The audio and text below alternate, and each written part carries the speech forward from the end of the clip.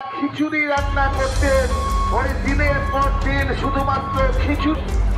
আজকের দিনে মমতা ব্যানার্জি আপনাদের সম্পূর্ণ সুযোগ দেওয়া, যেটা যারা স্থায়ী বাসিন্দা হিসেবে আছে যে পরিষেবা হতাম। আদিত্য দ্বারা কখনো কখনো একটু ওই ওডোমস নিয়ে আসতো, হাতে পায়ে মেখে খানিকটা সুজয়দা আরো অনেকে যারা আমাদের সঙ্গে ছিলেন।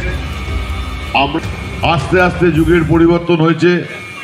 তৃণমূল কংগ্রেস আসার পর আপনারা জানেন আপনাদের যা যা দেখুন, আমাদের এখান থেকে উঠিয়ে দেওয়ার নোটিশ দিয়ে গেছে। আমরা গরিব মানুষ, কোথায় যাব? আমাদের বয়স্ক মা আছে, সব আছে। আমরা এই প্লাস্টিকের কারখানায় কাজ করে খাই।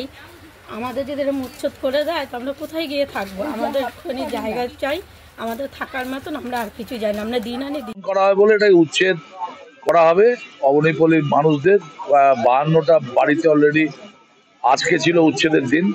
আমি সকাল থেকে আছি, অবস্থান আমাদের চলছে। আমাদের চেয়ারম্যান থেকে কাউন্সিলররা সবাই আছে। আগামী রেল কর্তৃপক্ষ এসেছিল, আরপিএফ আইসি এসেছিল, কথা হয়েছে আমার সঙ্গে। আগামী সোমবার দিন ব্যান্ডেলে একটা আলোচনা আছে, আমাদের প্রতিনিধিরা থাকবে, আমিও থাকবো। থেকে ওই দিন ফাইনাল হবে যে কবে। আমরা বলেছি যে অল্টারনেটিভ বন্দোবস্ত না করে কোনো উচ্ছেদ হবে না।